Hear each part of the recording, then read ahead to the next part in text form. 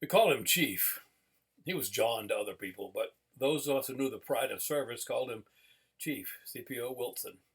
He always said, I was a real chief. Chief came into my life when I sat with him and his soon to be bride over 18 years ago. I performed the service and then early the next day took the documents into Bangor so they could be processed immediately because the couple was leaving for a warmer climate for the winter.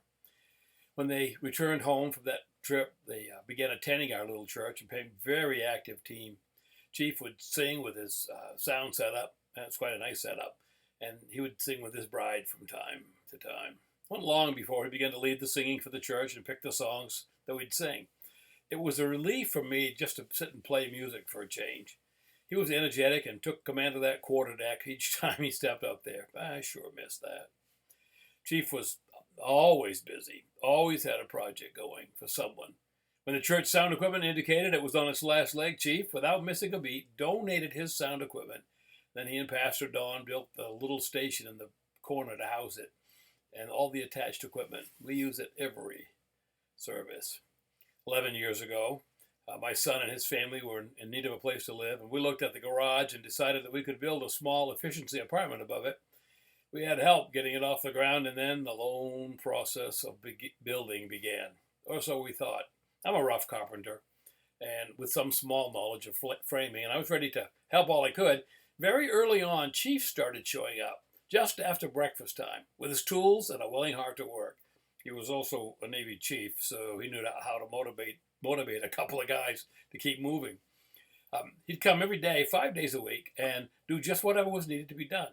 He helped shepherd two of our young volunteers that came often to help us and patiently taught them to be accurate. My son said of Chief, he was this strange angel who just showed up every day and kept us on track. That strange angel surely did keep us on track, and the project was finished before the winter snow set in. He wouldn't let us give him any money, but he did happily eat my wife's homemade pizza. I'll never forget the gift of his presence and of the kind man who spent his time with us. He and his bride moved away, but came back from time to time, and it was his self-appointed task to treat myself and a few others from the church to breakfast.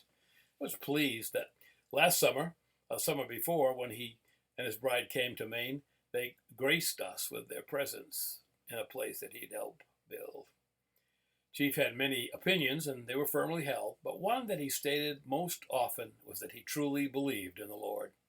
I guess he'd found a rear admiral of the fleet to follow, and a year ago, they sailed over that final sea toward home. He called me a week before that. He told me the journey was almost over, and I didn't want to believe it. But it seems that he knew that it was his time to weigh anchor. The last song I heard him sing echoes in my mind as I write this. The final refrain brings a surge of emotion. Even now I can hear in his voice.